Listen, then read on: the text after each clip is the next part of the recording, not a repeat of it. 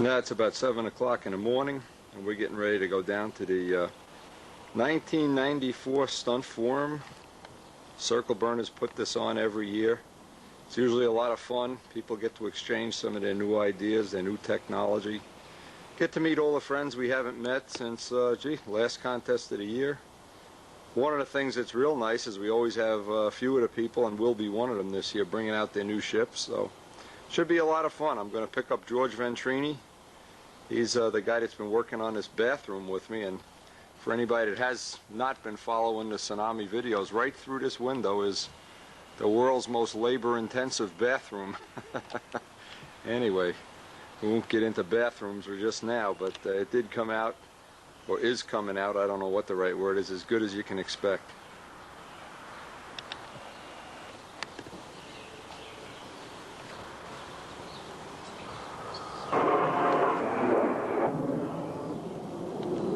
Now this year, more than any other, this year has just been the most cabin fever I've ever had in one winter, and I am just dying to get out here into the, you can see the leaves aren't on the trees yet. The flowers haven't even, look at these flowers, they're starting to come up all by themselves. Anyway, I'm going to pack this puppy up and get on down. It's in the Wayne Firehouse this year.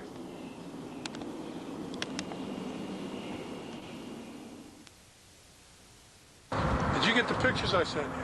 Yes. Yeah, take it out, Joe. Take it out. The first of the new ships for 94. Joe Adamusco. Oh my God, looks great. Looks awesome. Watch his Peabody will back over it with his. Look at this invalid backing out over here. Oh, I love that wing. Oh, foam, right? Huh? Yeah, I know, huh? What? Ribs, as in real men. Beautiful. Oh, that is some wing, Joe. That's great. Midgley will even like this. All right, now what's the deal? Flip it over so we can see the cowling. Okay, the deal is the sun's coming this way. No, I know which way the sun's coming. I've done this before. See, that's Yeah, okay. Oh, you left room for a pipe. Okay. for a pipe. Pipe towel, sure. And I even have kind of a modified bead deflector to give me that Yeah. extra support for my Tiger Yeah, fin. nice wheel pants. And Nice. next one, I'll put the name on the bottom of it. Nice paint job. Well, when you don't put the name on the bottom, it's not pro, you know. It's you can't be a real man unless you let it at the bottom. All these what I'm wimps that for. only let it at the top. Yeah, But, looks at, what does hey, it weigh? 58 ounces. 58, wow. And it's the shiniest one I ever come up with. The finish looks great. I love the tail. Let me get in on that. Oh my God, what'd you copy that off a truck mirror or something? Look at this. That's right. I was driving down Interstate 80. I got behind a tractor trailer mud flap. Wow. Looks great. Unbelievable. Let me get some details up by the. Okay, 51. Pro Stunt Products Technology. Nice spinner. It's an old Fox. I had that on my YouTube 20 years ago.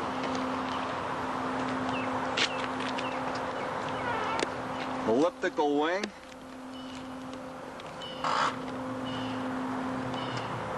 You ought to send a picture of this to Randy. He likes elliptical wings too.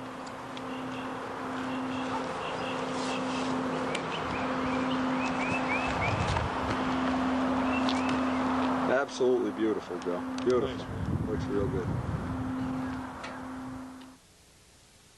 Rabe rudder, huh? I see you've learned a lesson not to build planes without Rabe rudders. Yeah, yeah, talk about this now. This is a good idea. You want me to talk about it right now? Yeah, yeah. All right. We could even demonstrate it a little bit right here. Yeah, yeah. This, by the way, anybody flies with a stooge, this is a great idea. He's got a... This will help you not wreck your handles. Yeah. When you got to roll your lines. Especially when you buy one of those real expensive $30 handles from Ertnowski. You don't want to scuff it all Okay, up. the way it works is when you go to pick your plane up and drag your lines back, you snap your handle in here, and you use that to keep tension, drag your handle across the hard pavement. You won't scrape your lines up. A good tip. And you won't eat your handle up either. Yeah, on grass it doesn't matter. You don't scratch anything. That's a great idea. What? And then now those rubber tubing things, that's another good idea. They go over the line clips. and it helps keep your thing together. Yeah, All you this don't be is taking a handle on and off. 2.5 pound York barbell with a dial that's Yeah. cut in a piece of sheet metal. 2.5 pounds is about the right weight. Yeah, that's all. And Good idea, good tip. works good. You're going to talk about handles later, right? Yeah, I got my handle here. You want me I to think bring Bobby these? Hunt's got one. He's going to give a little talk. Should be a good day. Should be an excellent day. How you doing? But that's a takeoff on the Reno Racers, Yeah. where there was a Huntress. 700 inches of wicked view. By the way, the Reno Air Races are now history. We got our income tax back yesterday.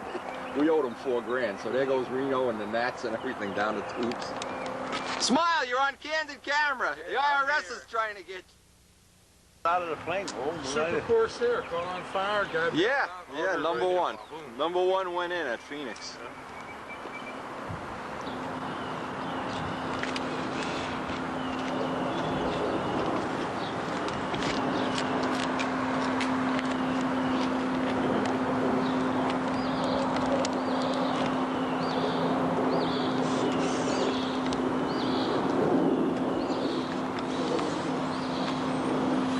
Put them together, Joe.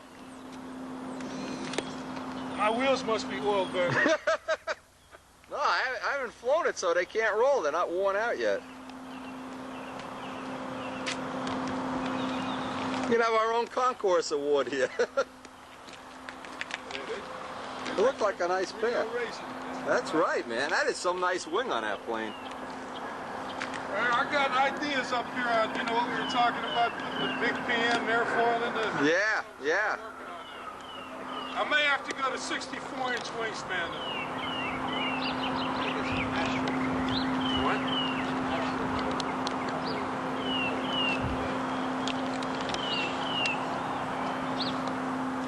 Yeah. We're here at the AA meeting. All the alcoholics are kind of getting together here. We're waiting for the guest speaker to arrive. We stopped off at a bar to have a few drinks, though, as they usually do at an AA meeting. Anyway, we got a nice collection of planes. We'll try to walk down pit row here and see some of them.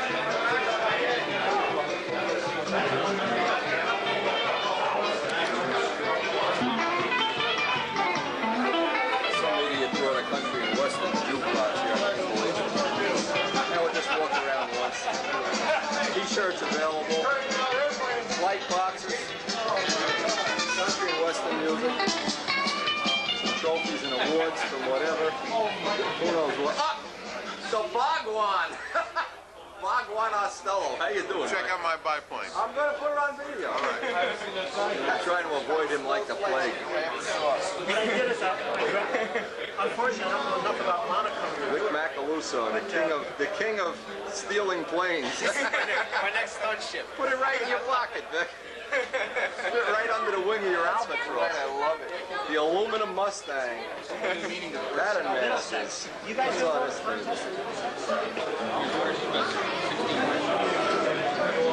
Slick boy. Wacos. That's a Stello's Waco there. They're having a biplane meet, and it looks like quite a few people have built biplanes. So. Oh, that's the one I just. Okay. That's a problem. Yeah, it's kind of. I was just gonna say, I just saw it somewhere. Have you had a chance to try it? I was gonna fly yesterday, but it was blowing like a hurricane up at It doesn't blow out by you, does it? Nah. Blowing so damn hard you couldn't get out of the truck this morning.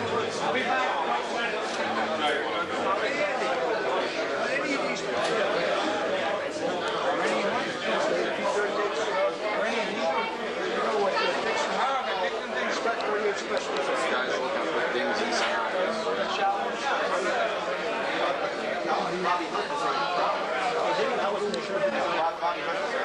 Whoa, stunt wing, whoa. Oh, I-beamer, oh my God. Powered by a 6-head bolt Fox. No illegal motor. How many of these you got? Jeez, you got a whole table full of stuff here. You must have a lot of money. That's a That's shit. That's mine. Yeah, I see it. The Philly Flyer. Guess what club are you? Huh? I was calling to him about a week and a half ago. Yeah? I haven't talked to him in a while. I gotta see how he's doing.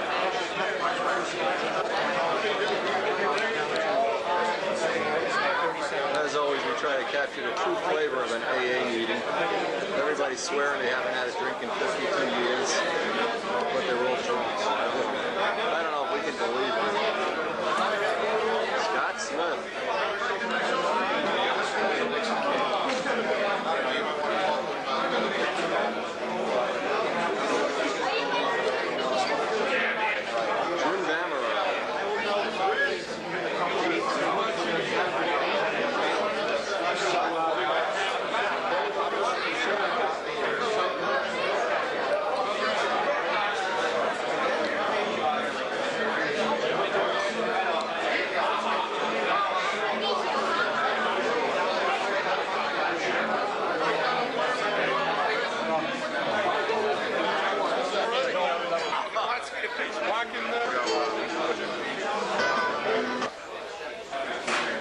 Is that a fisheye? First speaker is Bob Hunt. From Campbell. Opponent our field. Money is kind of there's some good crowd. Noon start this off. Hey, we've got lots, and I'm hoping that at the end of the day you will find something. I would like to introduce Steve Busso. Steve is the president of Campbell, which is a special interest group. Front row placer at the AMA Nationals with his... Ship me as many as you Camera want. will have the blue raffle tickets. How to do a clean scheme on your airplane, how to take it off, or how to devise one or stuff like that. I do something probably most unusual. Car right down to where every rivet goes. It was white and then, gee, now what do I do? All right, so I planned a paint scheme right from the very, very beginning of the building season. And I wind up with a color 3 view of the airplane that's kind of an incentive thing. I know what it's going to look like when it's done, so it's kind of sitting out there like a carrot. And to me, that helps. It's a bit of an incentive.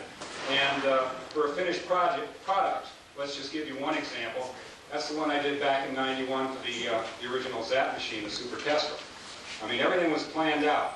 And from this drawing, I actually made full-size templates for the wing design. Of course, the opposite wing had to be different because there was numbers and stuff like that on it. But basically, this is a third scale drawing of the actual aircraft. Now, what do you do to start that out? You need a plan. Just the plans you use to build it from. And you need a copier. You have to have a photocopier that is capable of doing reductions to 50%.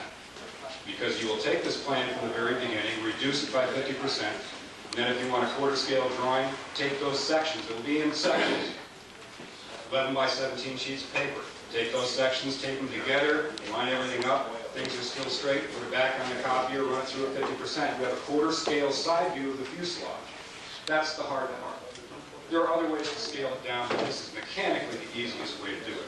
Wings are trapezoids. You can draw wings just with a small T-square, a 24-inch wide drafting board, something like that. You don't need real sophisticated drafting equipment to do this.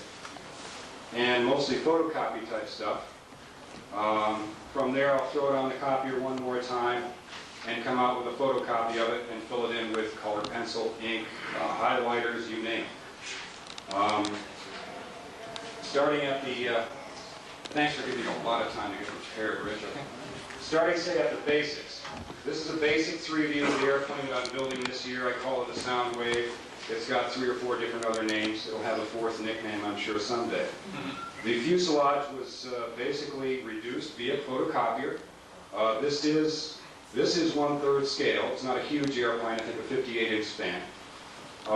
And just to get the side view, because that's the toughest thing. Top views, they're pretty easy to do on your own. And wings, of course, and stabs, they're pretty simple. But it gives you a 1/3 scale drawing so that you can plan a paint scheme. This is basically a blank canvas. Where do you go from here? Well, that's up to you.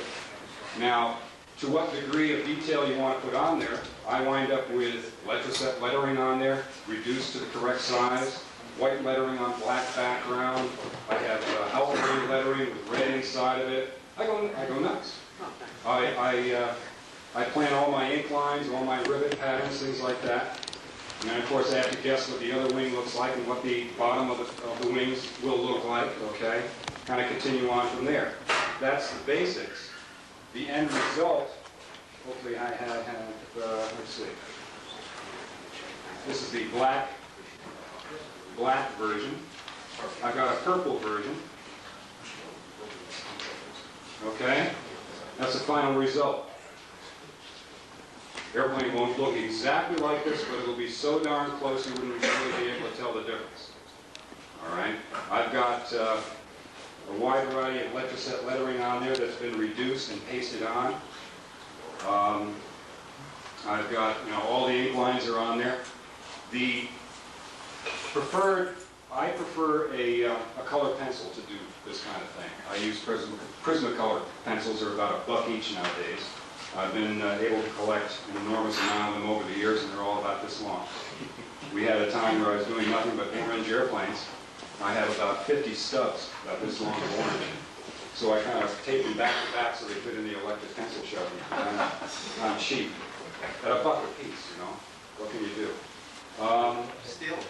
Yeah, you could steal them. Wind up in jail. That's okay. That way I won't have to fly against you. Okay, you saw. You're not going to have a problem. It's an inside joke. Dave Cook is a Here's prison warden. Here's stage one, as I just showed you a minute ago, of the sound wave that I'm doing.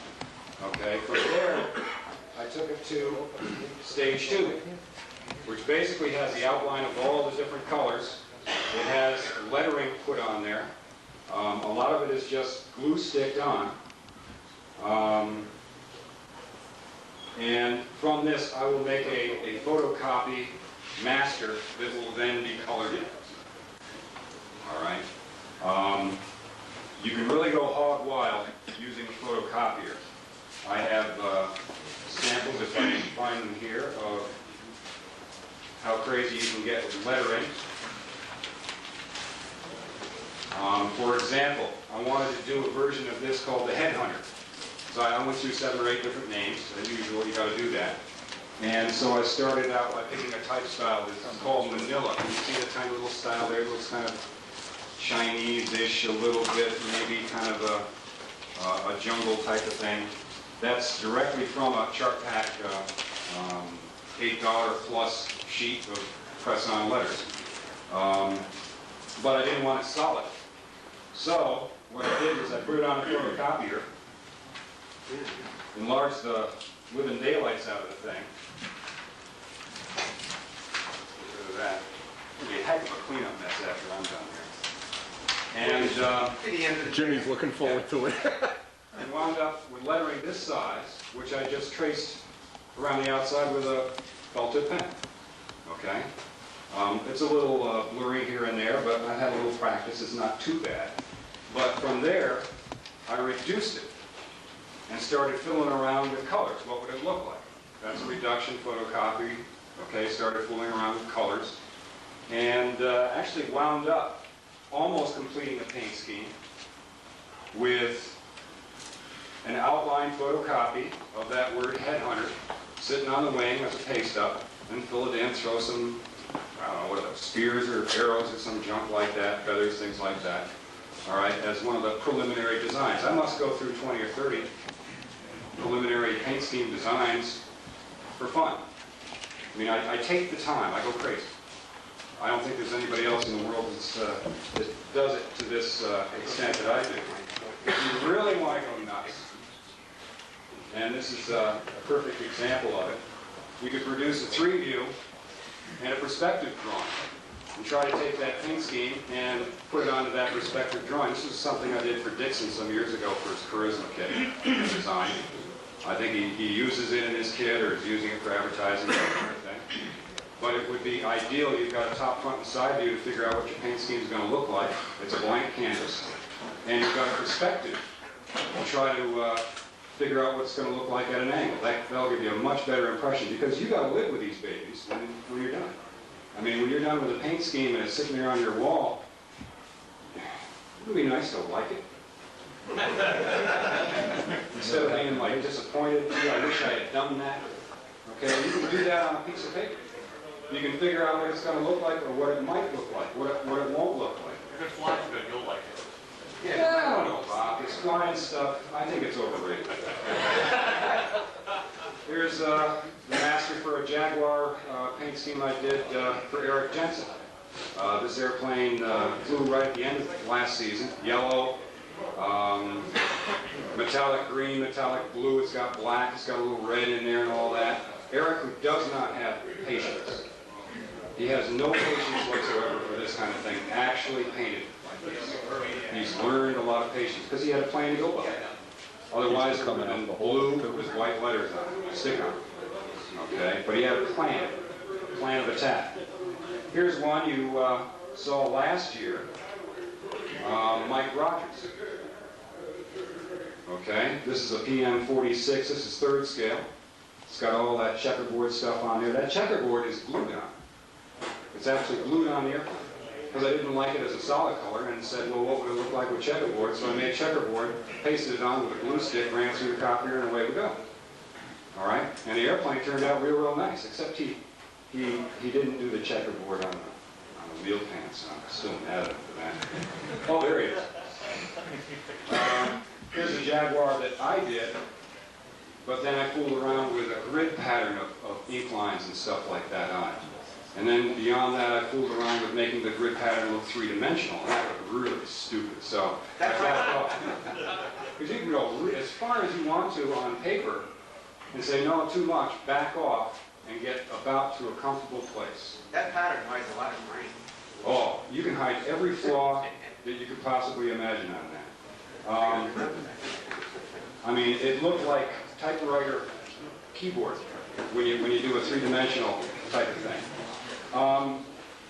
This is a sample of what I went through for a rudder logo that wasn't put on the airplane, so I could show it. All right. Last year, Mike said, I need something on the rudder. Okay, let's figure out a logo. So how about your company name? Century Frameworks. He's into picture framing, stuff like that. So let's put it on the rudder. All right. Well, how do we do that? First get stencils, but let's first figure out what it's going to look like. This was the basic design that I did, and I think that's an original felt tip pen kind of thing. That's the first part. In the center of it, I wanted to have the word unlimited. This lettering came right off a sheet of chart pack lettering, but it's kind of big, so you shrink it down. This is the original, actually the two-side, one for left card, one for the other side of the fin, so they're both pointed in the right direction. Okay? Just fill in the checkerboard there.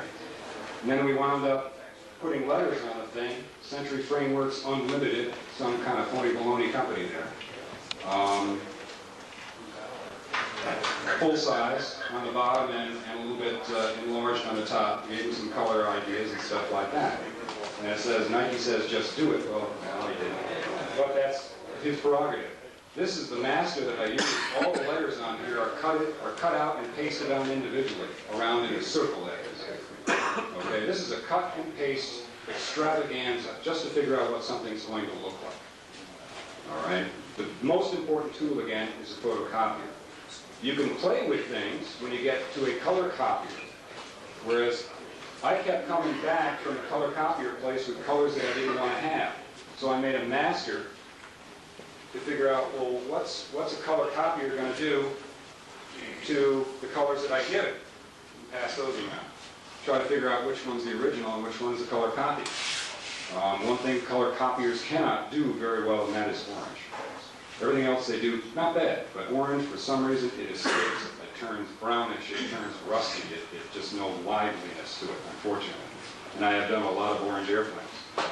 I keep a list of words. This came off our laser printer, off our computer at work. Just stuff to paste on. No step, lift, aero products, ski, no push, things like that.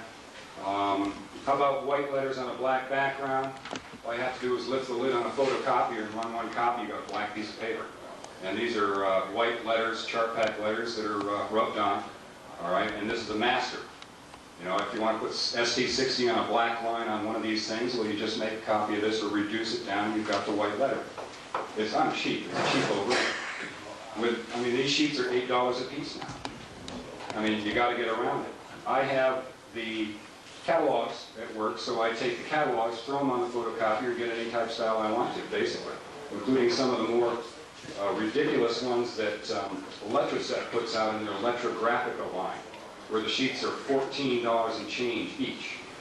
So you don't want to spend a lot of money if you can avoid it.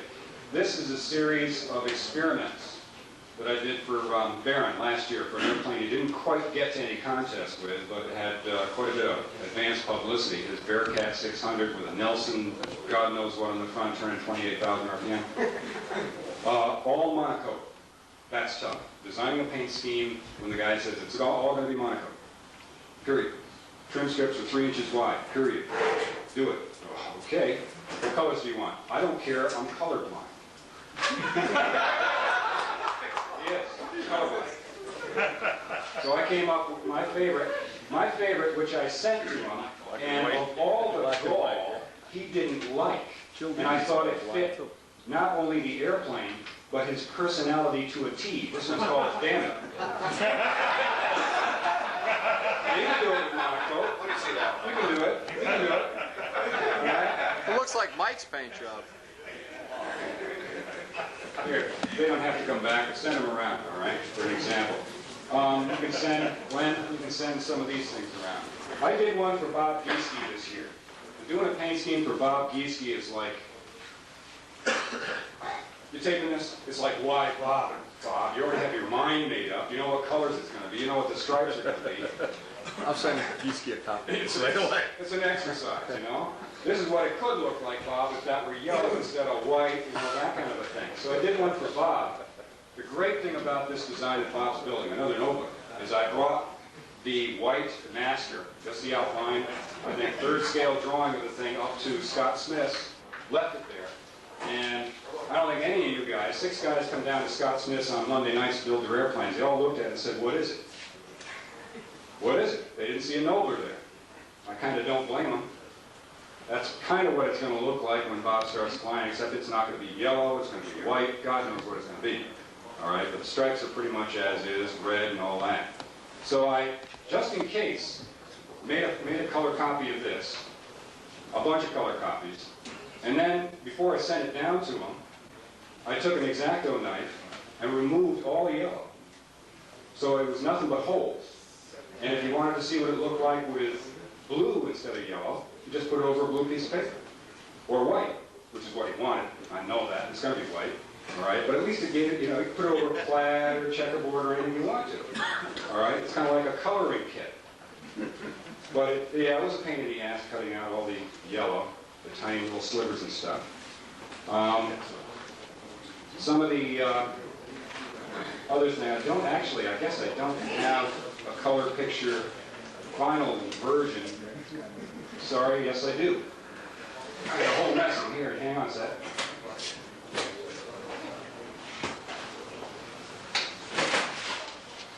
I carry color copies of other people's airplanes. I don't know why I do that. I just do. Oh, one of my favorites, Stunts Beach. Okay, anybody want to buy this? Huh? $1? I dare you to paint your airplane. It's one of those one-year paint jobs. After a year, you're going to be sick, but nobody else is going to want to see it. All right? One of those novelty jobs, like Damn It. All right? Here's a famous one. Okay? Never saw a contest, but sure made an impact on Jimmy Casale's hand. All right? This is one that bit him. All right? It caused the damage to his flying hand. It has twin rudders, Firefox, God knows what. And it's twin that he built at the same time. All right, these are all color copies. Got plenty of extras left over. Here it is. Here's the purple version of that one. You can send that one around. Purple. Did I say purple? I think it's metallic maroon that Sig puts out. It's not painted yet. It's not done yet. So there's still time to back off. That Jaguar I showed you earlier that Eric Jensen did. That's an original here. That's actually the yellow is a highlighter pen. you know, to highlight books and stuff like that. And metallic green, metallic blue, red, gray. Turned out it looks exactly like that. Some stuff for Midgley. He wanted it really complicated, so I did that. His airplane doesn't quite look like this, but it's complicated enough. Okay. Every time I do one, I try to get a little bit more detail on shine, shadow, things like that. I'm not an artist. I'm not a trained artist. So all this is kind of hit or miss. Okay. Here's the one that Mike had. What do I miss? When do I miss? Bob, I miss all the time. Every time you call me, Bob, I'm always busy. Here's one that Mike had last year. All right. This was a Nats concourse winner. He just didn't bring it to the Nats. Where's Bob? Is Bob Lampione here? Lampione, is he here? Is he working? All right. Bob's plane was nice. However, here's bearings. Okay. I'm now in the habit of, instead of taking an 11 by 17 like this and coloring it in with $1 pencils, I reduce it down to a point where it's more affordable to do. Okay. The lettering, Atlantic, for example, that was again out of a Letraset catalog. I enlarged it so that they were big, blurry, and ugly. Set out a piece of tracing paper on my drafting board, stuck the individual letters underneath it, lined everything up, drew it nice and straight, filled in the shadowing, felt tip pen type of thing until it actually was larger than actual size. The letters were about 3 inches high or so. And then took that and put it back on the photocopier and reduced it down, and even if it's a little fuzzy, when you're starting, it'll reduce down to something nice, crisp, and clean. So that was, again, another example. If you didn't see Bob Barron's airplane, Model Aviation, that's a color copy of a photograph. Pretty much as is. Pretty much as is. All monocoque. Again. The China shirt was done the same way. This is a color photocopy of it. It was done in a paste-up fashion. You're welcome to come up. I don't know if we'll have time or anything, or speak to me later on. But yeah, you can, as you can plainly see, I go nuts here. That's it for my explanation. Any questions? Any specific questions anybody have? You guys are stunned? Yes. What kind of copy do you work with? We have a Canon copier, yeah. We had one that had availability to do red. So I took advantage of that. Let's see if I can find that. And played with it.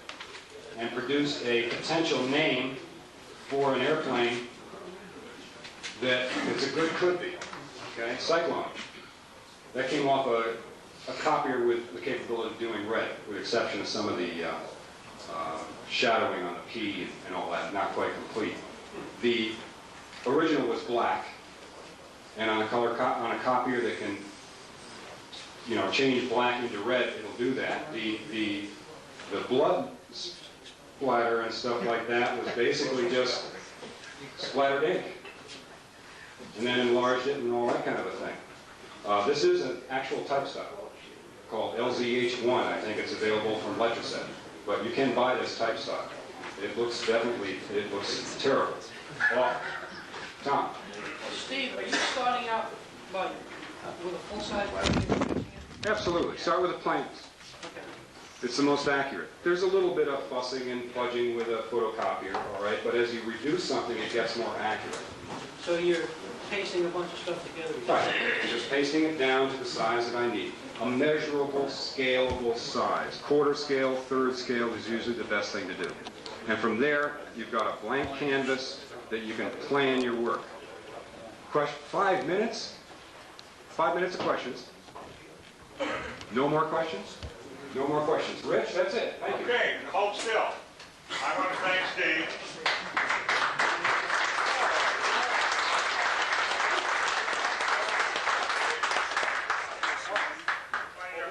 There's money here for 3. How much? Well, we're paying for, yeah, 3 shirts. 3 shirts? 3 shirts. 3 So I'm tickets? going to mix the tickets up, Steve. That's what we do here at the circle. You want me to pull this? Yeah, hold 3. tickets, man. 2, 3, is that? All right, Steve's going to read the winners out.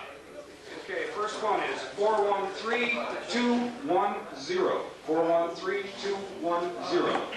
Tom Hampshire. Tom Hampshire. Give him out extra one. Go get him. Mike Costello, Robert Sabatino, you can get my planes up front, please. You'll be next. And that's just the tax side. Extra large, you got extra. We got extra large. They're in. We got mostly extra large and extra large. All right. You want an extra large? Find a shirt. Simon likes that. All right, All right, next, second next one. lucky winner. Next lucky winner is 413204. Extra large. No, we don't have it. Jeez, give him 2. Okay. All right, Mike Cook.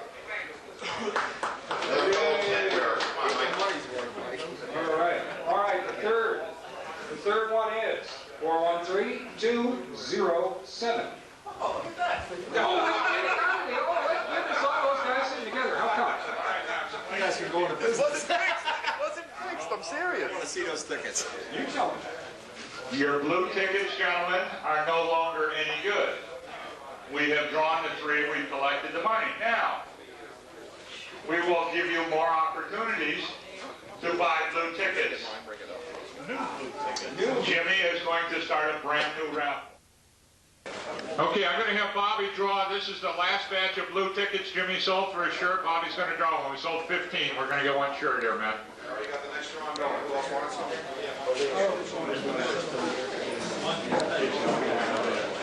Yeah. 413248. 4132. Hands off the back. Let's fold up the tables and get chairs in here, guys.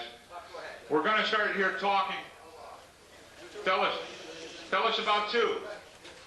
Hold them up, Belly. Probably about the same time. Calm down here. Powered by our good old Max 35S, Max S fun engine.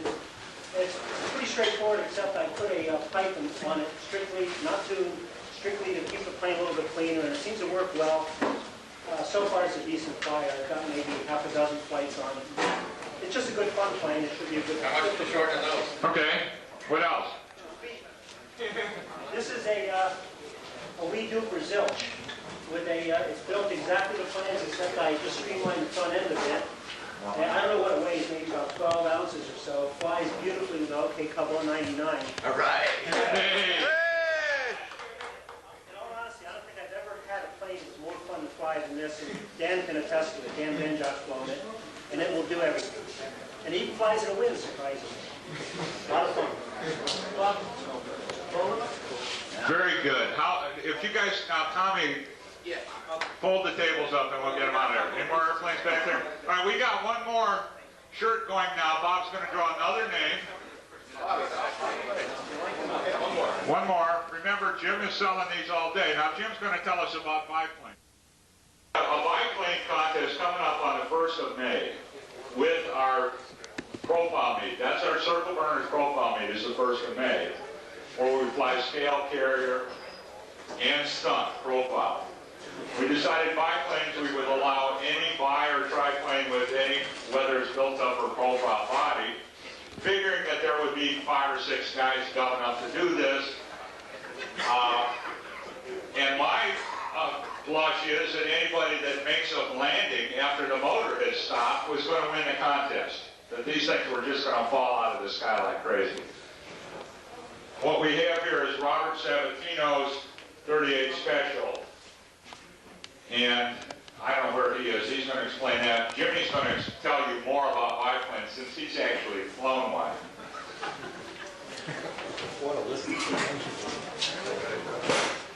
It's no big thing. You put lines on it and you fly it. The main thing is it's fun. And that's what we're going to do this year, is we're going to have some fun. That's the main reason we went to biplanes, try to get some more people that like the more realistic looking airplanes out, come out and fly. We're definitely having it at the profile meet. We're tossing around. We're probably having it at the June meet, which will be a 2-day meet. And again at the end of the year, possibly in the fall meet, where we may be adding an extra day for the other events. The only trouble is, so far, we haven't had too much imagination. Everyone's built 38 specials, except Mike Costelli here, who took a 38 special, projected the plans on the wall, turned it over, and made it a beach stagger wing. So I think we'll let Mike tell you a little bit what he did on this one. Okay, this design, this is a 38 special, but what I did was I took the plans and I mirror imaged them. I felt as long as this airplane is built for campus stunt, it would fly inverted as well as upright. If you look at this design, here it is. All right.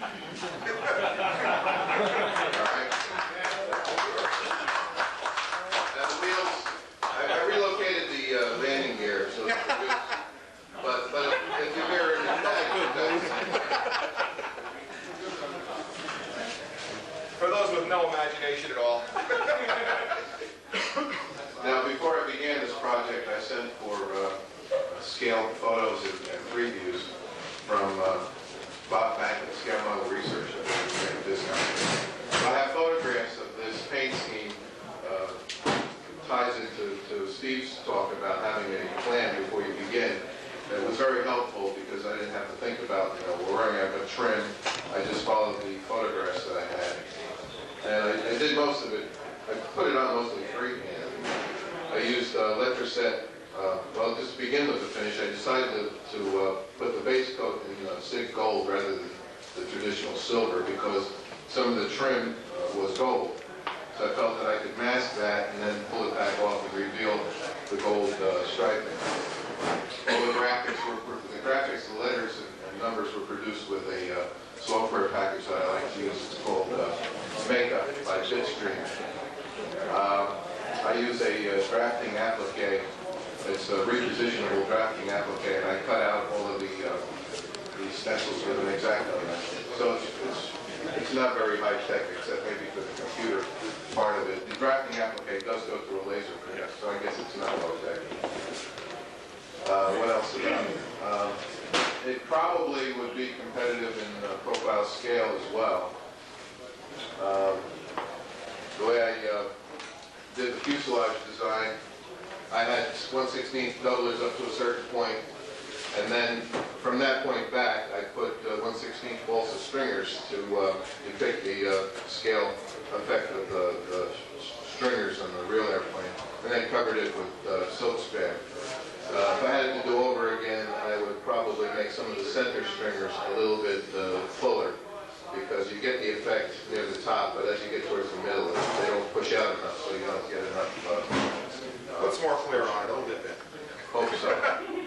It's the effect I'm trying to get, so I hope it does work out that way. On this project, this is the first project I ever used nitrate dope on, and I would recommend anybody who's not tried that yet to give it a shot. You build up a substrate very quickly, and you save a lot of weight, and you can fill the grain of the wood a lot faster.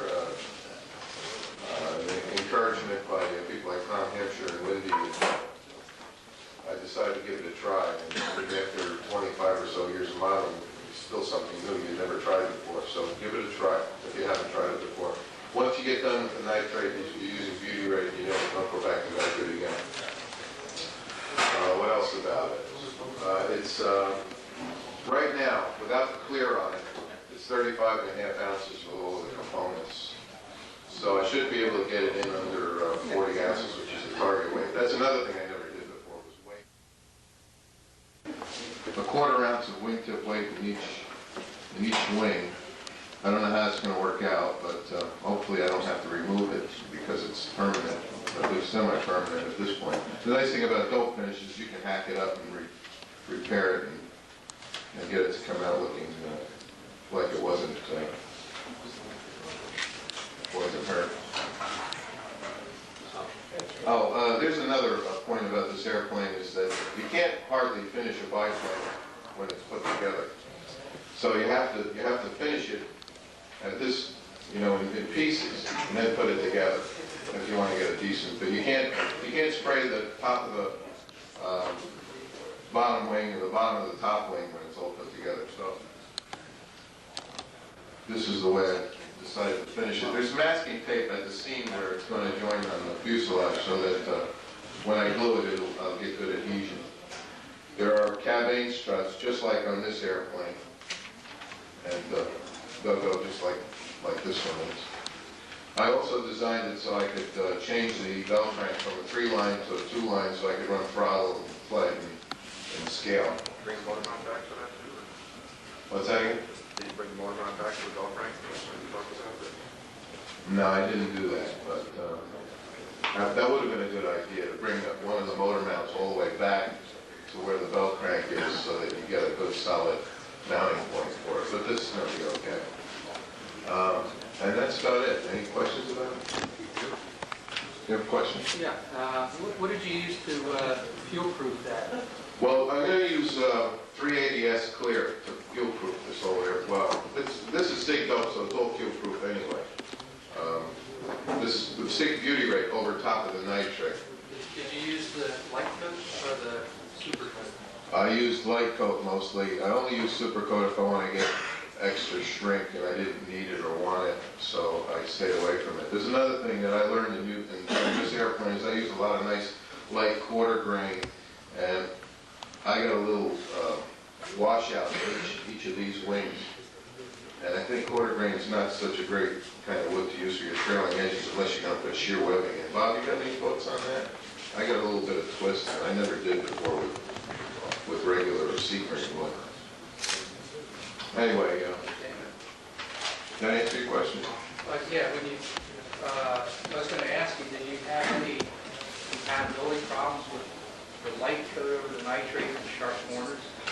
You know, like a wing fillet area? No, I didn't put in any fillets. I haven't had any problems with that. Did you spray it on, or? Still sprayed on. I used the Pache airbrush with the small parts and all of the lettering, and I used the Buffalo detail gun for the rest of it. The little 1 horsepower compressor with a 2.5 gallon tank, which got the job done. Thanks. In reference to his question about nitrate over fillets, it's not a problem. Not a problem at all. In fact, my last 3 airplanes, I've used it and haven't had a fillet left on. What do you use for your fillets? I use porcelain for fillets. And then what I do is I just lightly sand them. And then I brush on a couple of heavy coats of nitrate over that and let it sit a couple of days, and then it's thorough. Do you avoid putting the silk spin paper covering over those things? Oh yeah, well I don't know if you've been following my finishing column in Stunt News, but I build all the components separately, and they're all finished with paper and everything separately before I bring the airplane together, and I lay the fillets in actually over the paper. Okay. There's no paper up to the fillets. The paper actually terminates under the fillets. Under the fillets, yeah, it's great. It works real well that way. Okay. Any other questions? What procedure, maybe you could explain a little bit for anybody who might be in the process of getting one of these put together. What procedure are you using to align stab, bottom wing, top wing? I wish you hadn't asked me that. I'll tell you how I did mine if The real answer is none. He's not going to tell you that. That's a good question. I put a little bit of thought into it, and the only thing that makes sense is to glue the bottom wing in first and key it in the way you would a normal profile. Get the bottom wing square, then what I did was I squared that up on my bench level. I used a Robart incidence meter. Made sure that was pointed the right way, which means the fuselage ends up propped up. And at that point, you can key your stabilizer in square and flat. And then from that point, you have a lower wing you can measure up to and set your top wing. Set the top wing first is, you go nuts. Use the incident meter on the top wing also. Yeah. That's Same procedure, yeah. Yeah, that's the way I did mine, is actually, since I stuck the stab in first, I started with the stab, and then I aligned the bottom wing to the stab so that everything is 0, 0, and then the top wing will go on and put the meter on the bottom wing and the top wing and glue it all in. Yes, sir. Jim, maybe you can further describe or maybe even sketch what the incident meter looks like, because I'm sure a lot of people here have never seen one or even heard of one. Anyone here have not seen an incidence meter or know what we're talking about? Incidence meter is sold by Robart. There's others available. The one used in model airplanes. It is a very small gravity meter and a bubble level that's set on a small beam and 2 clamps that center on your leading edge and trailing edge. So once you slide it on and clamp it up, you now have a meter you can watch to see where exact level is. So even if your bench isn't level or if you're off level, if this one's indicating level, that's indicating level, and your stab is indicating level, you know you're all pointed in the right direction.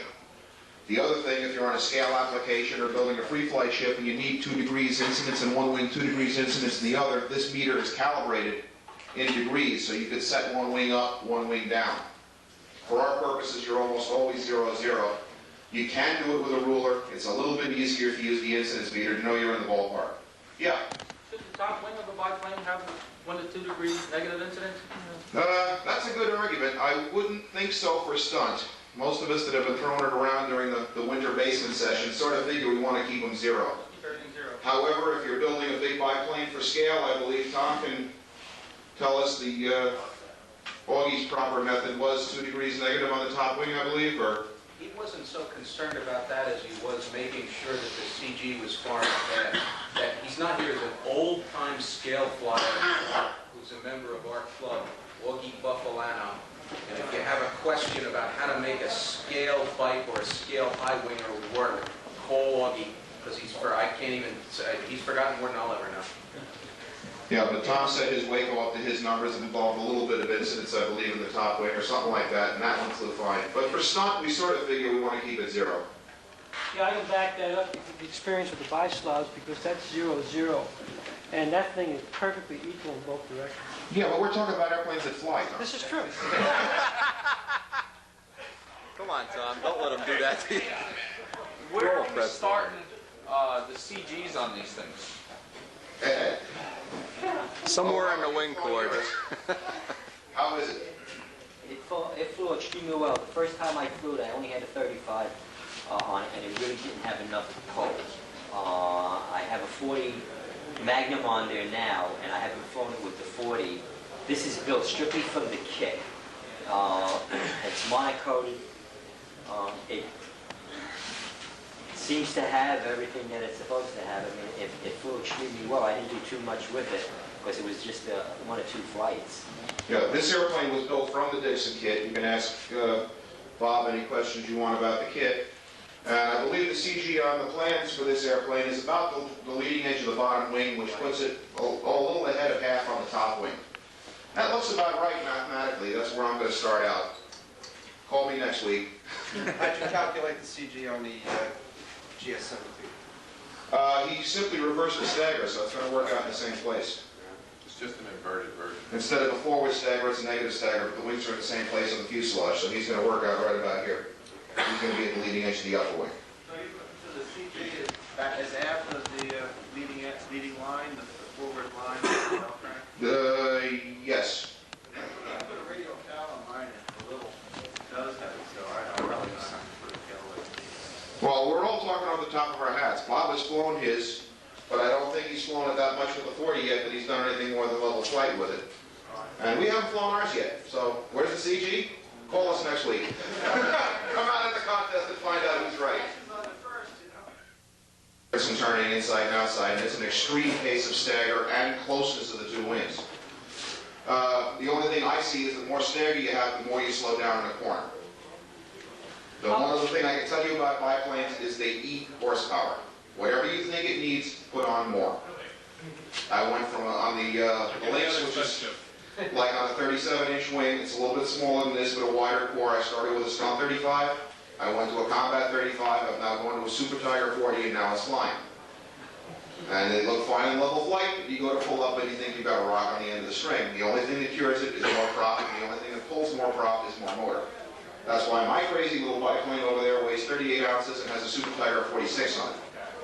I don't intend on having problems. Yeah, the bikes, also because of the drag, seem to be able to live real well with the 6-pitch props. And also the wider props. They got your old EWs, they seem to work on a non-Shirley motor. I have a Schnell Fox 40, which I think got a little bit of extra head gasket, or actually head gasket. So about 11.6, you think? Well, 11.6, 11.5W would probably work out pretty well. got wraps? Oh, no, okay. Tommy, why don't you take the mic? We mentioned the links. I'm going to pass this around. Okay. This is the links article. Please make sure you get back up. And one other thing you talk to CG that might help is that if you consider that CG as a starting point is normally in the area of 25% of chord, if you take in stagger, you can almost draw a box that's at an angle.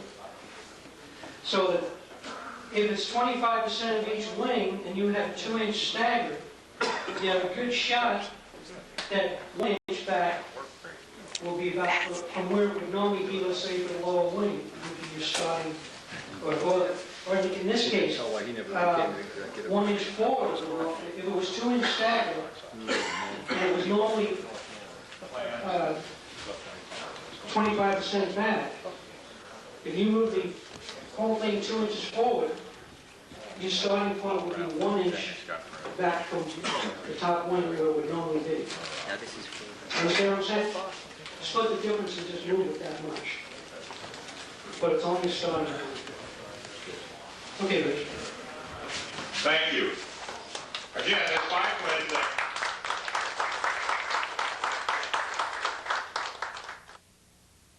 And we took 2 results and made a series out of it.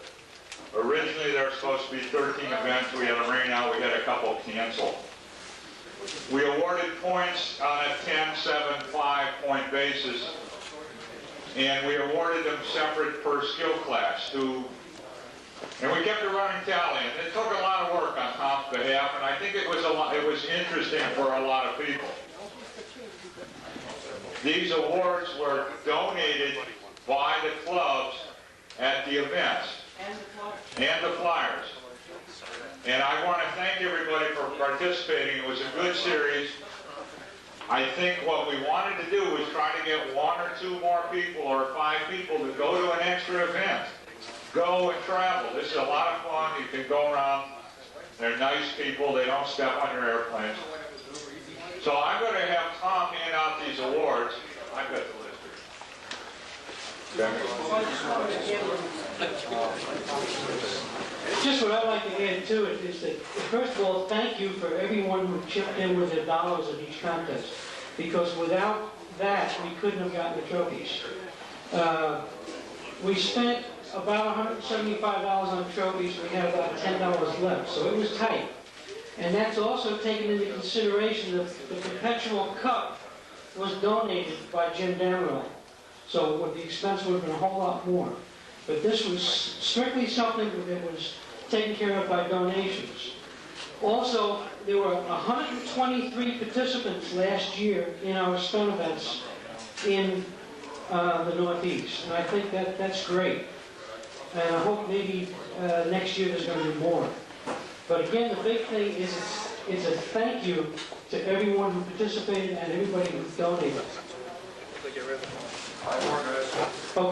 Okay, so Rich has got them back there. Third place beginner.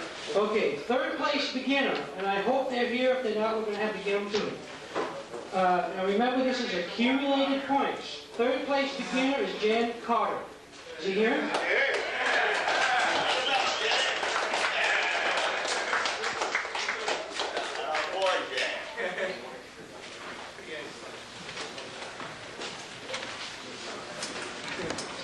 And I would ask when you get done, I would like all of the award winners to come up here for a photo because I want to get this in Stunt News. You get a kiss from Peabody too on this. Is Bob Hunt here? Bob Hunt is here. We'll get him inside. Can you get him up here? 2nd place. 2nd place beginner, Tom Walker.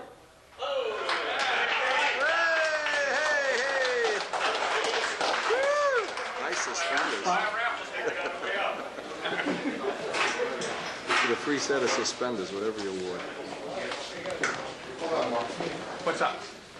1st place beginner. And forgive me, I can't remember his first name, but it's the Chow. The Chow. The Chow, is he here? Is he here? He's He's not here. Right, okay. He's from up your area, is he, Scotty? Okay, drift channel. Okay. Intermediate. Third place, Dennis Toth. Whoa! A few words for the camera. I'll pay you later. Yeah, that's what he says. He owes me money. Go up there. Toth, I'll take a check. I'll take cash. I'll take the tapes back. Look at this guy. You wouldn't realize he's a... Second place, intermediate, Aaron Muscal.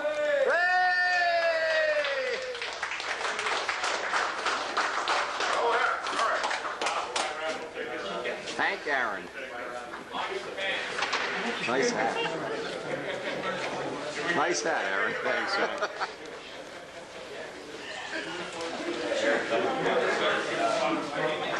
Now, to just complete this as a family affair, first place, intermediate, Pete Muscal. Whoa! Not too happy, is he?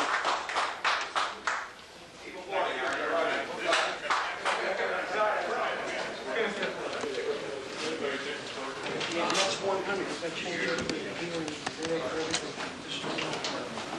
I think it was 1. Let's get through. Hey. Advanced stunt. Third place, Bill Hummel. Where's Hummel? Hey! He's not here. Hummel's in the bathroom. He's where? Just kidding. This guy I haven't seen either. Second place advanced, Jim Borelli. Not here.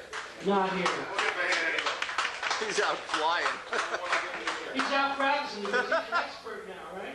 That's right. You got it. First place. And this guy, he traveled all over. But he really earned it. Jimmy Damerell.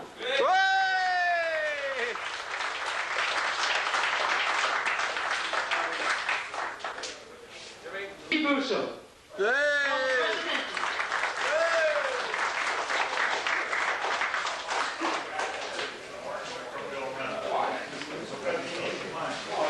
Second place. And he's not here either. Bill Suarez. Hey, Billy.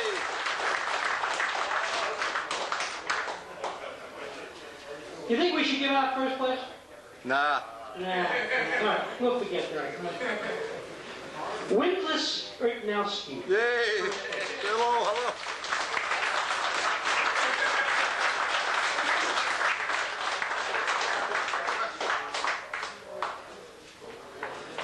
Now, the whole purpose of this was to show that by participation, that it was possible for anybody from any category to win.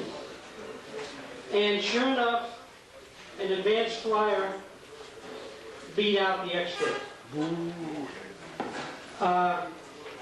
We did him a little bit dirty because he donated his own trophy.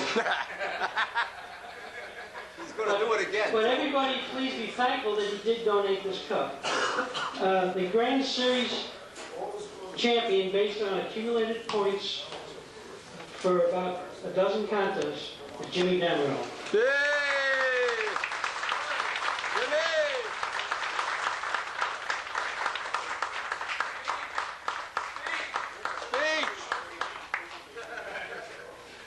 That's enough. Say something stupid, Steve says. I think I'll leave that for Steve.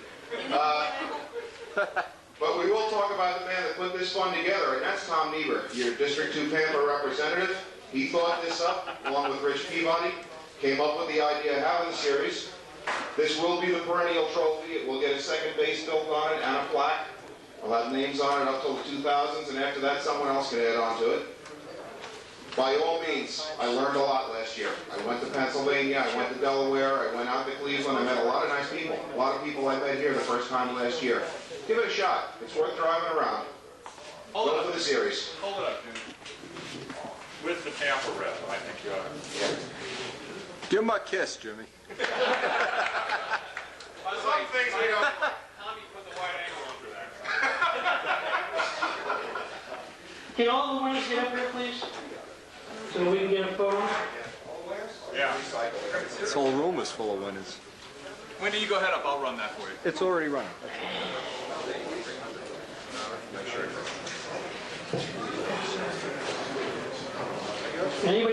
stunt isn't healthy. Just look in this room. It might be physically out of shape, but we're healthy.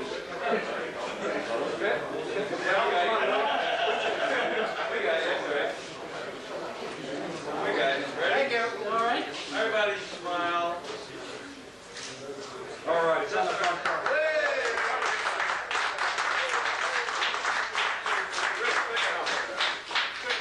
Pick a number. All right, here's 15. Now, wait a while. I'm going to win this. I can't pick this. You can't pick this. I have the winning ticket right here. You want me to tell you what it is? A lot of corruption going on here right now. Ends in 264. Real close though. 413 260. Red hammer. Shouldn't be more than 15 away, guys. Here, throw these away, too. All right, Jimmy. And this all started when I was thinking of a way to get a true edge on a piece of long stock. And I go to use a T-bar, it never comes out perfect. So I said, there's got to be a better way. And I thought up this simple 90-degree jig. You just disassemble this right here.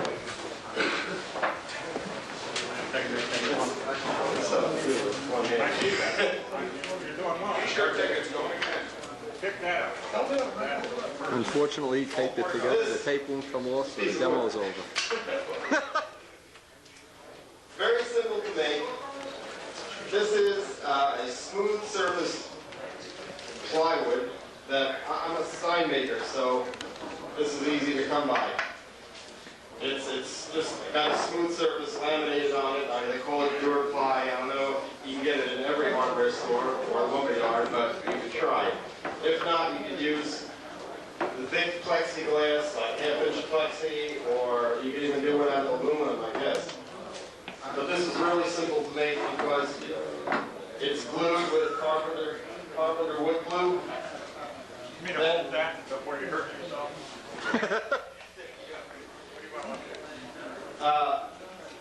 You could use anything, gussets to put some strength in there. Then you check for straightness. You want perfectly flat surfaces, of course. Then you take your triangle and you check along the back. Now this wasn't perfect all the way across, so I just ran the screw in here, screw it up a little on this end. Once you got that perfectly straight, these are like replaceable sanding cartridges or whatever you want to call them. This is cheapo safety glaze, 1/8-inch plexiglass. Take this, I use spray glue, and you can have seams in it, it doesn't matter as long as you got the seams nice and smooth. And use some spray glue on the back of the sandpaper and on the plexi. Then, and that sits right in there like that. This one I have set up so I can show you how the thing works. On that you can use spray glue, but it'll make a big mess if you want to take it off. So you get some double-sided tape, but it's better if it's the really thin stuff, like just like cellophane tape, but double-sided. Put that on the back. Pull these off. The one thing that's really important is to have sandpaper absolutely flush to the bottom of this piece. This too, you could use 1/8-inch aluminum. It would probably be better, but I had a lot of this junk sitting around, so I use this. Put it like this, make sure this is perfectly flush. It could be oversized, undersized, doesn't really matter. But as long as the bottom is perfectly flush along the bottom edge. Stick it on there like that. Now this is 100 grit, this is 120 grit. So you can pop this off and you leave a little glue. You get it off with Turks or paint thinner or anything you got. And then you stick this one on for something a little finer if you're going to do a little finer work. Also on the bottom, I got little rubber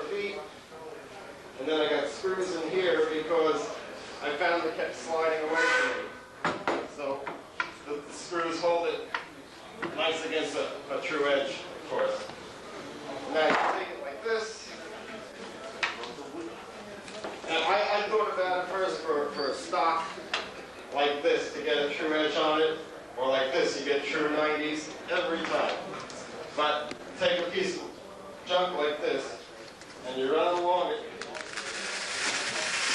and you got a true 90 almost with no time at all. Then you can flip it like this. That's a good idea. You run along, it's a little trickier to do with one hand.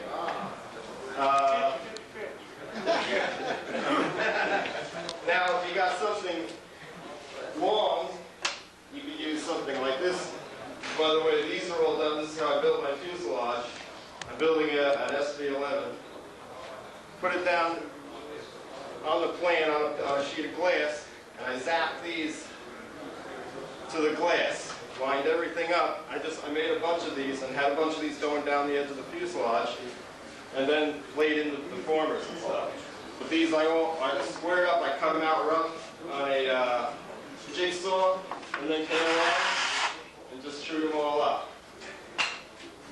Now you could also use something like this to get a true 90 on a long piece of wood, or trailing edge, leading edge. You lock it in like that, and you come along and trues everything up. Another thing I found worked really good for was sheeting, doing the foam wing. Took the sheet, I cut it with a nice straight edge, and then, because you never get it really true, even if you were trying with a T-square, to get the edge of the wood. So you say this is 3 feet long or whatever. You take it like this and you run it down. A few times is all it takes. That's why I said you got to have this bottom edge lined up really nice with the surface. You run it through, and those pieces will meet absolutely square and perfect. And the sheeting on the wing came out beautiful because there was no gaps of glue or anything as long as you glued them together right. And I also used it for the whole fuselage. Built the fuselage up, or like doing the nose or something. Hold it true, have the fuselage going, say this is a fuselage, hold the whole thing, unless you got offset, of course. I did mine at 0. Or I took the fuselage like this and just ran the whole thing, or laid it on its side before you put the top and the bottom blocks on, and ran it through and squared everything up. Relatively easy to make, don't cost next to nothing. Probably the most cost involved is this tape right here. But then you don't have to use it, you can spray glue it on. I was going to write out the pamphlet, I still might. Share it with the world, Do it. whatever. But I don't know if anybody's ever done anything like this, have they? Nobody ever found a need for a 3-piece of wood? We don't do it the hard way. You just kind of stand along and keep guessing at it. Right. Well, that's why. That's the real men. I work at Hey, right. I stay up 2 or 3 in the morning and I take Yeah, Scott Smith, he knows how to get those sheets once in a while. He don't know nothing. He don't know nothing. Real stuff. Rich, is this going to be available on the Garden State Circle Burner Home Shopping Network? So Not yet. Not yet. Thank you. Okay. Any questions? Good idea. That's a good idea. Put it in the bank. Okay, now we're going to have Scott Smith give us an update. I asked Scott to do foam wings. A lot of this stuff I called Steve Fuso and said, geez, you should talk about safety. And Steve called me back and said, that's boring. If you have questions about sheeting, send me $10. I'll send you the video. I think it answers all the questions. As a matter of fact, I donated a copy of that video to the Circle Burners videotape library. So it should be available here for you to check out. If you have any questions on basic sheeting, between Wendy and I think we've covered all the basics in that tape. Yeah. So I figured instead, what could I talk about? I think instead of talking about wings in general, or even sheeting, I'd like to talk to intermediate and advanced builders and try to give you some alternative building methods. I know as I have people visit the shop, come up for weekends, or bring their airplanes in and ask for help, I'll show them how to do this or that, and they'll say, "Gee, I've never seen that before." And I can't imagine why, personally. I know I've seen it here, there, and other places, but nonetheless, it's get-togethers like this where we get to share this type of information. One of the things that always amazes me is the amount of guys who ask me about using wing-mounted landing gear. And I guess I'm kind of surprised that more people don't know about it and how it's done and what's involved. So I brought what is probably the generally accepted method of putting landing gear in a foam wing. I made up a little demonstration piece. This is a standard spar that's in a foam wing. All right, and this is a 1/8 light ply spar, and you can see I've taken lightning holes out of it.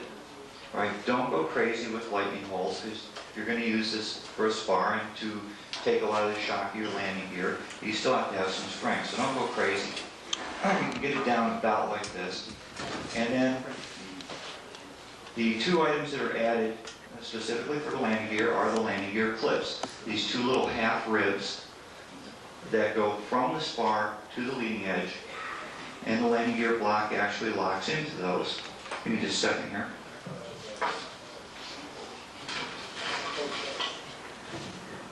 This is a standard landing gear block. It's a piece of 1/2 by 3/8.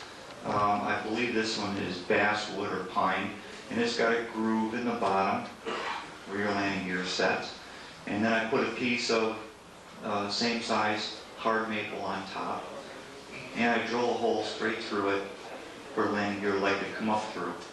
All right, and that locks in to these landing gear clips.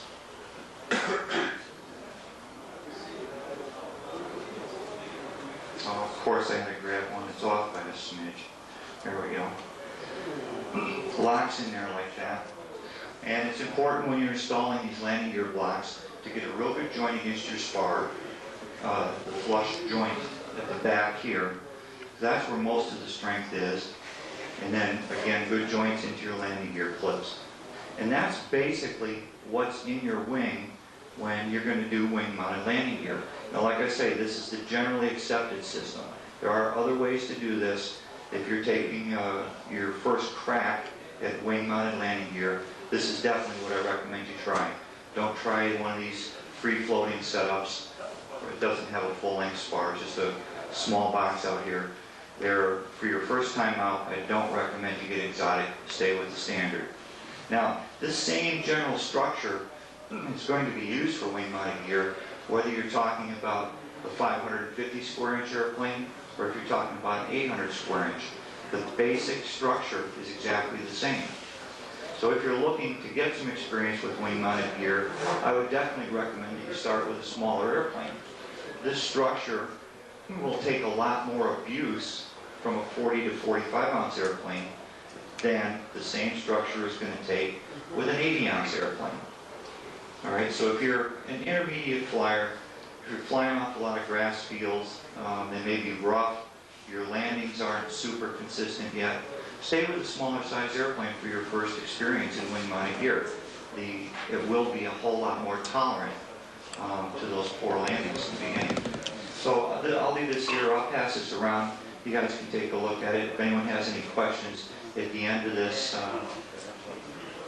I'll give you a chance to ask me some questions.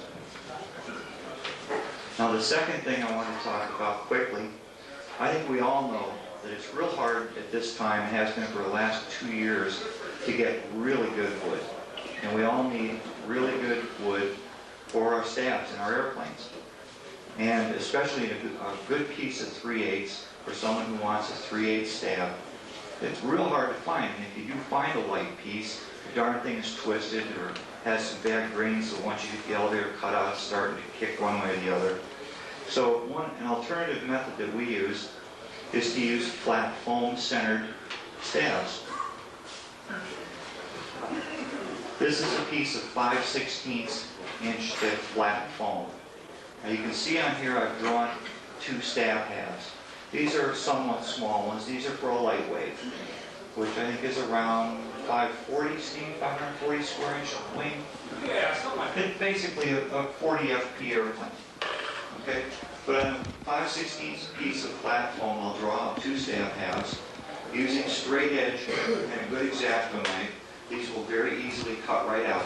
You don't need a hot wire or anything to cut foam like this. Okay? And then I take either 1/32 or 0.45 balsa, which you can easily find in 6 to 8 pound weight range. All right, that's why I'm using thin stuff. 32nd at 6 or 7 pound will weigh less than 4 pound 1/16. Okay, so it's easy to find this stuff. So I take a piece and I can draw out my full stab in one piece of wood, continuous grain from tip to tip. And I've drawn on here basically where the foam fits. I've left about a 1/8 inch border all the way around the edge. All right, then I take that and make an exact copy. On the copy, I don't bother drawing the lines. You could if you want to. All right, but then I go ahead and I sheet this thing up just like I would a wing, except it's a whole lot easier. I can do this in about 10 minutes. Take this piece and put epoxy on it, just like you would a wing skin. Lay it on a flat work surface. Take the pieces of foam that you cut out, set them right in here where it's marked. Epoxy your second sheet, again, just like you would a wing skin. Set it on top, again, still on a flat work surface, and then weight the whole thing down. And it doesn't take a whole lot of weight. It doesn't take 50 pounds like you would put on a wing. Top of my head, 20 pounds maybe, I would lay on top of this. Just enough to get good contact and pressure from tip to tip. All right, and then let that cure overnight. All right, what you end up with would be a 3/8 inch thick stab. All right, now again, I'll pass this around. It's 5/16 flat foam with 1/32 sheeting top and bottom applied with epoxy. Now I do put some fiberglass center reinforcing here, but that's not so much for strength for the stab as it is the fuselage wearing and tearing on that 1/32 sheeting at the fused joint.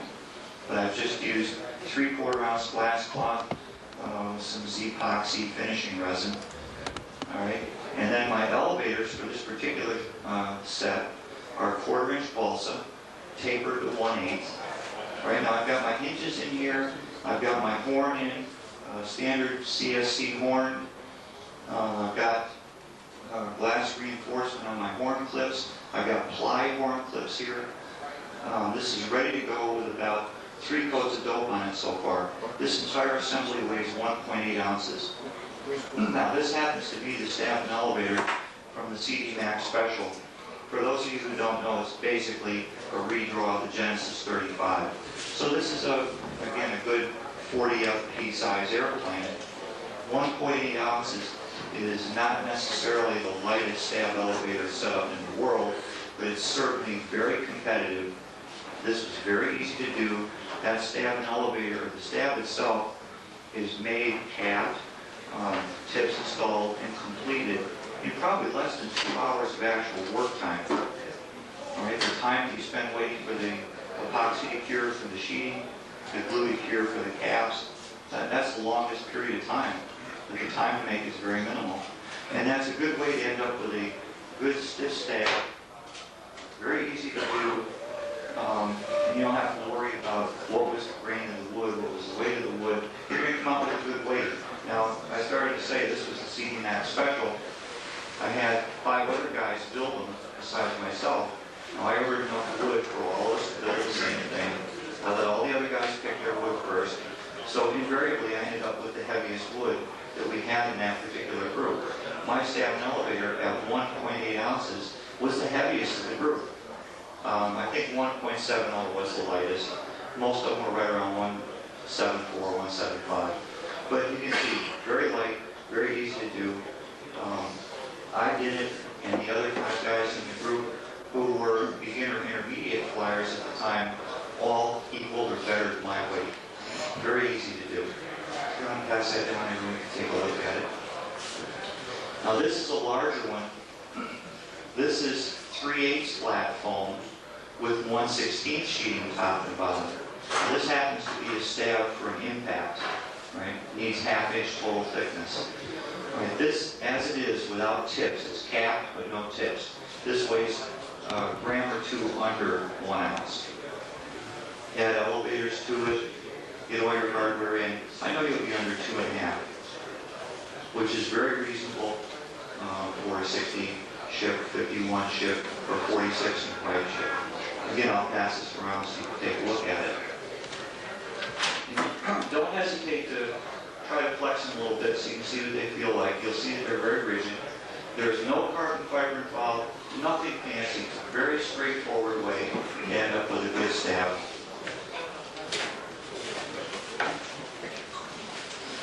Now the final little thing I'd like to talk about,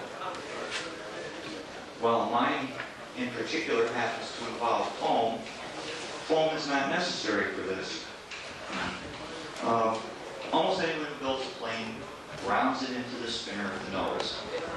And as you know, if you build your engine crutch straight, your fuse sides go on straight, as you start trying to shape this into the spinner, you're digging into your fuse doubler, you're digging into the motor mounts, and invariably you're going to 4 or 5 inches back from the spinner, you're digging into those hardwood areas, and it's real tough to sand. And also it can create some finishing problems when you're trying to sand hard maple against that nice 4-pound top block that you've got on there, right? So, what we like to do is when I make up my motor mount crutch, I like to taper the front end to where I want it, right? It comes in straight right to about, I would say, 3/4 of the way through the engine lugs, and then starts to taper in. And is angled in to come right into my spinner once the fuse sides are added. Now, a lot of people do this, and they still make their fuse and doubler assemblies straight, and then when they put it together, they just pinch the nose. And probably 90% of the time, they end up cracking pieces up here, which they have to go back and fill and fix one way or another.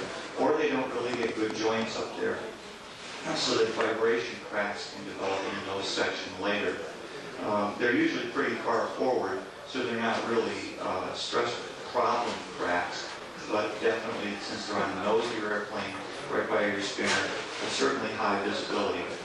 All right, so after I've got my crutch made, I personally cut a couple of templates, which are the top view that I want for the body of my airplane.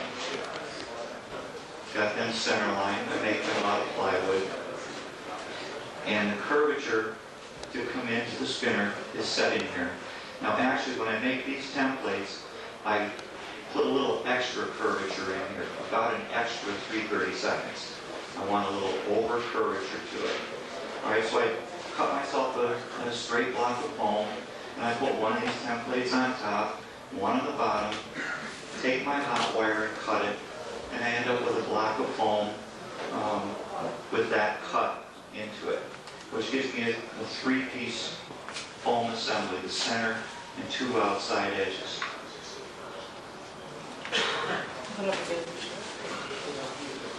Now I've got my hands full here for trying to take this thing apart. But basically what I do now is I cut my fuse sides and my ply doublers, and instead of just epoxying them together and weighting them down on the flat table, I sandwich them into this block, set it like this, and I put about 150 to 200 pounds of weight on top of this. And it presses the curvature into those fuse sides and doublers as they cure. Now, when I put them together at first, alignment can be a little difficult the first time you do this. I tap glue the edges at the tail with some hot stuff. Then I could get it in here, put it down against the table to get all the edges squared up, and then very carefully roll it up and weight it down. Now, when I'm all done,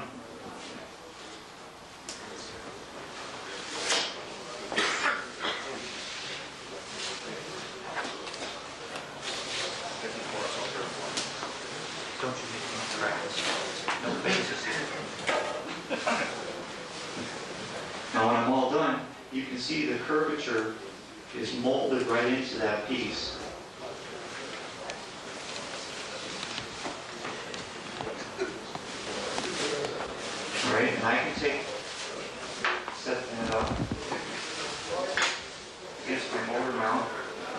can see that it's a near perfect joint right there. They form right together. And when I put this together, I can very easily pinch with a finger anything that's not a dead fit. There's no forcing this nose together.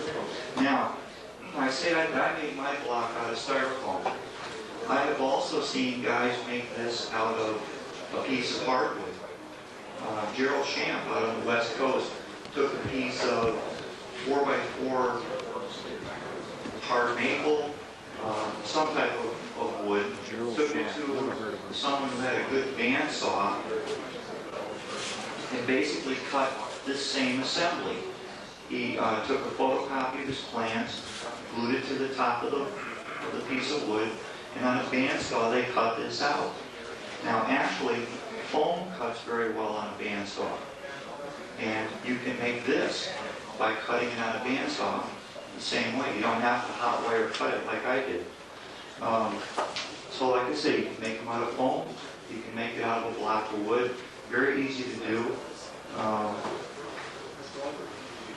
And you can see that the result, at least for me, I happen to like having that curvature in there, being able to get a nice joint up here, and minimizing how much sanding I have to get into my doublers and into my engine mounts when I'm fairing into the spinner.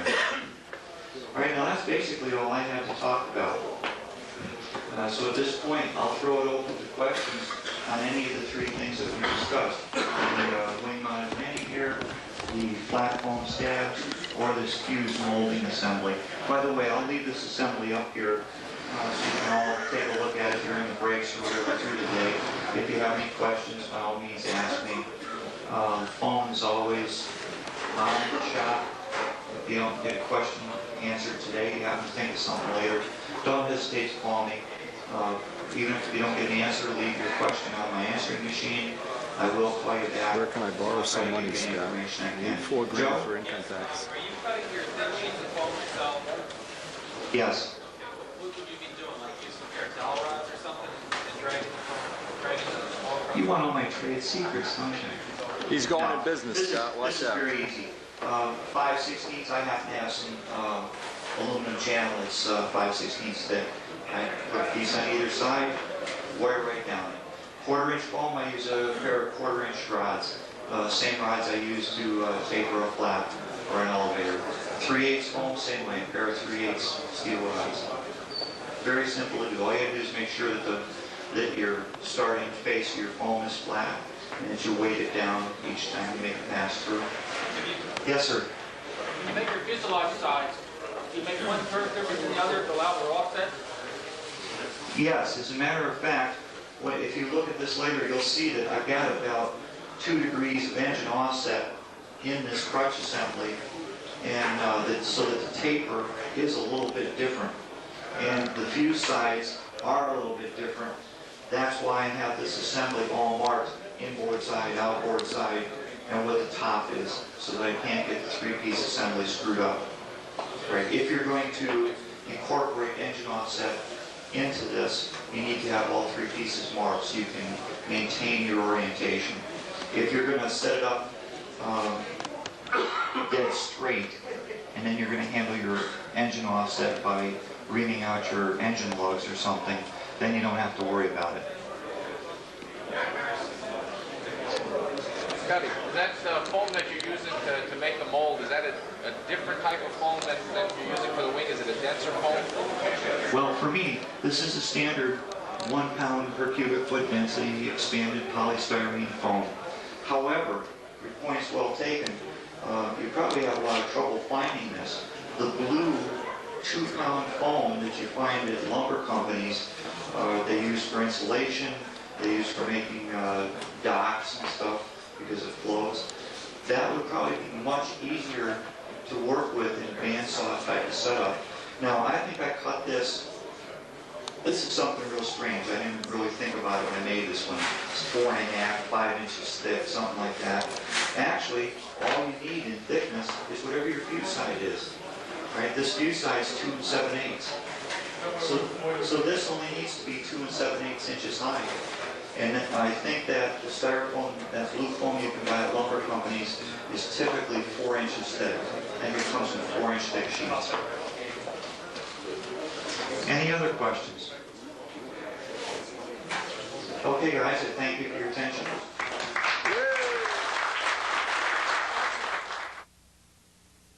I have to videotape. This man has owed me money. After lunch, I hope we have representatives from all the clubs. We're gonna talk about the schedules. Oh my God. Bobby's gonna tell us, What do we got? give us an update on 50. Hey, Uncle football. Sam. 50, Dave Cook 79, here yeah, to that's what talk I about some judging. Lying. He owes me We're gonna $200. talk about OTS and Classic. I'll take it, though, and run to the also bank. Camp in '94. I hope that you people have filled out the questionnaire that was on. This is a picture I got of Chuck Holsapel's new twin. It looks like an Aero Commander. And I'm going to get this on the video so I can give him back the picture. It's like a 100-inch span, and I don't know, we didn't get the details yet, but it's big. Knowing Chuck, it's awesome, it's big, it's beautiful.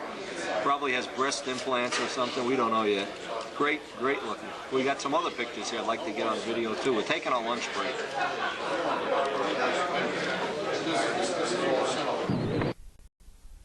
Now listen, this is another $90 for 6 more videos.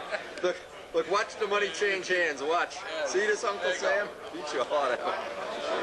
All right, write down what you want. Yeah, I got 1 through 7, and I guess it's the rest of the Why don't series, you get the tsunami tapes instead of that? Guys, because they can turn over.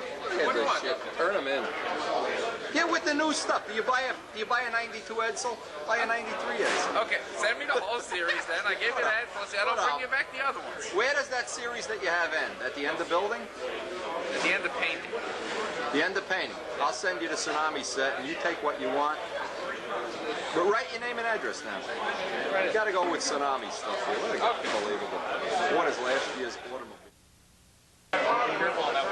We don't have a contest that week. He thought he was on his way to paint. Really? All the guys that went there are showing up in motorhomes. Yeah. Oh, yeah. There will be no motel rooms available.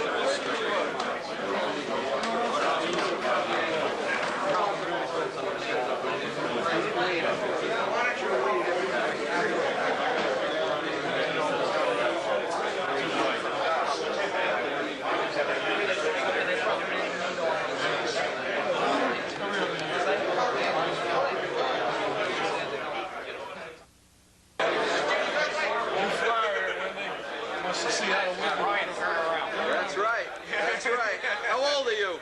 What? 42. 10. No, I'm 11, sorry. When I was 11, I was only 8. According to the IRS. Oh, my God. He wanted to know if I had a wingtip weight bump.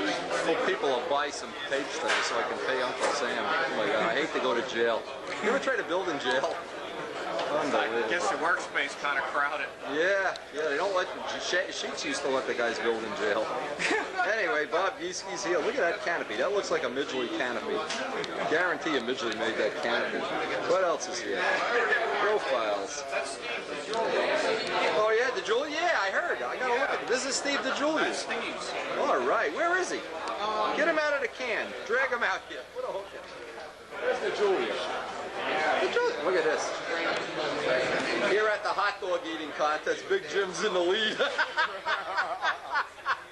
What's up, man? Macaluso's trying to make him drown, but he just doesn't have the bulk. What's this? What are we talking about? Next time I'll bring my own plate. What do we got here? More pictures? Pizza plate? All right. Oh, Oh, this is the guy with the Lutz with the PM. This is his album, yeah. All right. Get some of this on video.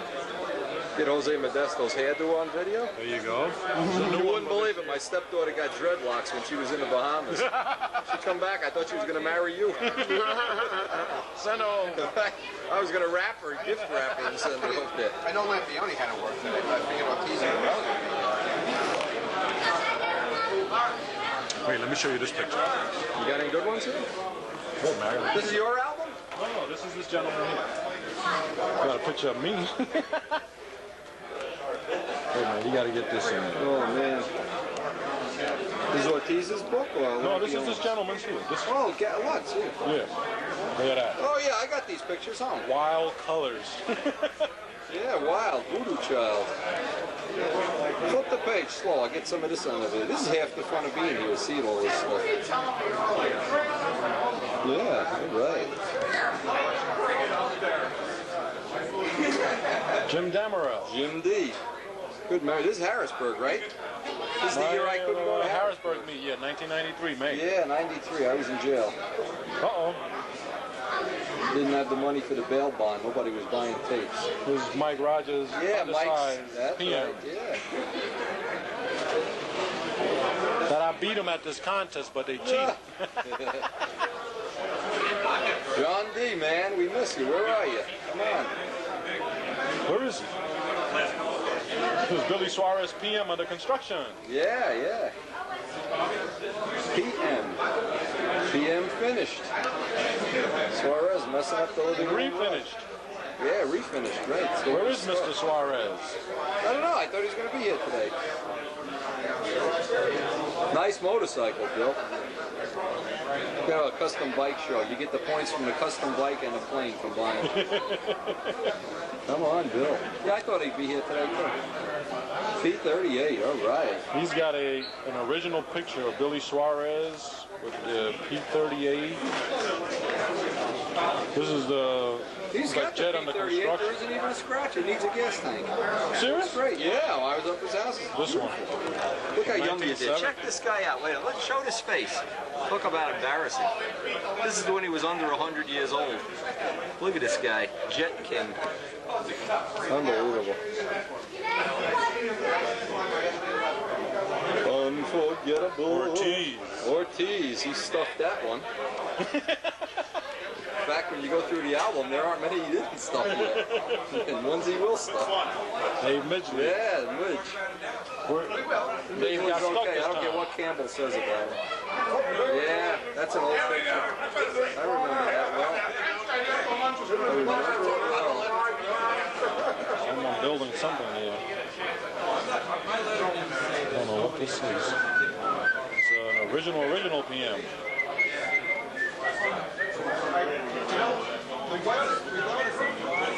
Hold that for a second.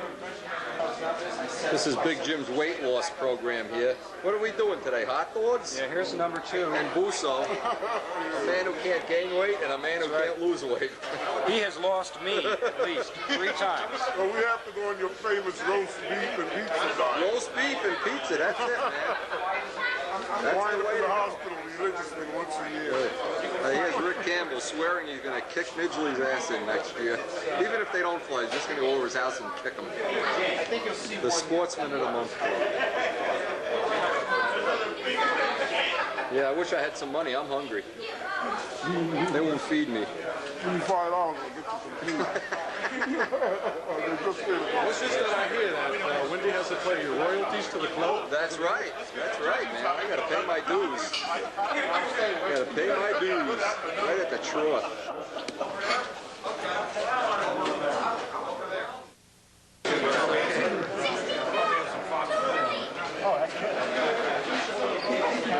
I'm not allowed to eat. I just look at them. Look at these guys. Yeah, don't save any for Wendy while he's videoing. Preserving the stunt world and his all. Oh, look, here's the results of the last year's laps. That's looking pretty sharp so far. I went over there, I tore it apart with a razor blade. It looks great. Yeah. It looks great. Now tell me the truth. How much of that did you learn off the video? None, right? No, I'd say 50%. Okay, well, that's good. The last finishing stage. Yeah. I used to always, I was good up the first. Right. I never knew about buffing. Right. I never knew about the wet sanding with 1200. Right. I'm glad you got a lot of good And I'm going to tell you the truth, right? I wouldn't have even tried it if I didn't see you put your time and effort into it. Oh, yeah. Because a lot of people tell you what to do, and you know in the back of your mind they're not doing it. That's right. That's right. You got it. I appreciate it. Yeah, it's good. It's good stuff. Hey, Ventrini, you having enough to eat here? What are you eating? Oh, tequila. Tequila. Look at this guy. Oh, my God. George is a volunteer fireman. He's hoping there's a flyer so he can go have something to put out today. Chuck Holsapple. It's a coffee pot. What am I talking about? All right, you drive a hard bargain. I get a bonus for reporting him off the premises, right?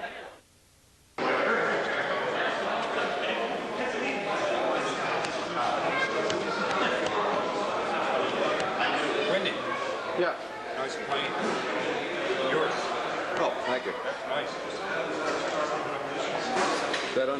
opinion by Steve Busso. Cost me $15, but what the hell. Let's hear the truth. You guys building anything? We're ready. We're ready, huh?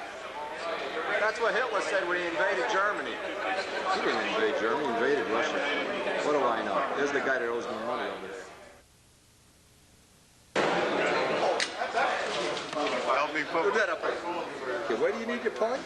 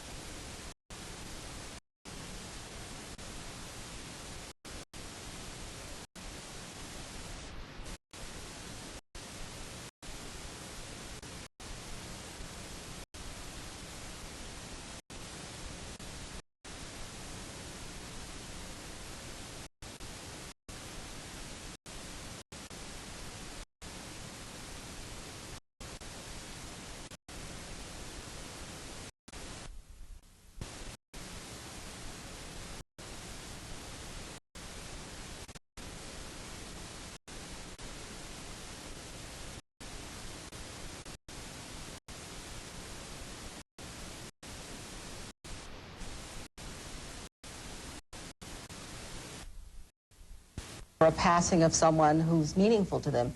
And some people even experience a presence after the death or the passing of someone who has no meaning in their life whatsoever, but there's a message or a reason for that person to come back. Now, as a psychologist, Dr. Lee Silverton, what's your take on this? Well, I think that we do know that in certain types of grief reactions, people do hallucinate and have visual hallucinations and auditory hallucinations. Another aspect of grief reactions, which are really a type of depression, is that people have difficulty concentrating. In a way, you can think of it as they're preoccupied, and so they may misplace things, or they may not remember where they put things. And if they're having this hallucination or this feeling that the loved one is nearby, then they may wish to make sense out of it by believing that the loved one has moved their things around. As in Hal and Joyce's case, Yeah. where they kept misplacing calendars. But I can't imagine that this remote unit, which is so physical, I mean, we knew what we were looking for, and there was such a positive, it was incredible how we looked at it through that couch, and then the next day, after even going to the garbage can, we opened the thing that lifted the couch, and it was there. Now, either we were hallucinating this whole thing, but I don't believe it. I mean, it was too real. Well, in that case, it wouldn't be a hallucination as much as a possibility of being deeply, perhaps saddened by the death of your daughter and actually misplacing something, and then, which you find later. But I'd like to emphasize that I think that the reason, or the psychological explanation anyway, for hallucinations or these types of feelings that the loved one is near, is that we need to finish unfinished business with the loved one. We need to process feelings, and so it's our unconscious way of sort of processing these feelings. And it's not all that common, but it does occur in bereavement more than in other types of normal. Really, then, we really have a choice in terms of what perspective we want. Isn't that true? In other words, from the traditional psychologist's perspective, the grief is in the person who's left behind, and all these phenomena, all these strange occurrences are part of our grief reaction. We change, we get depressed, we may get distracted. You can choose that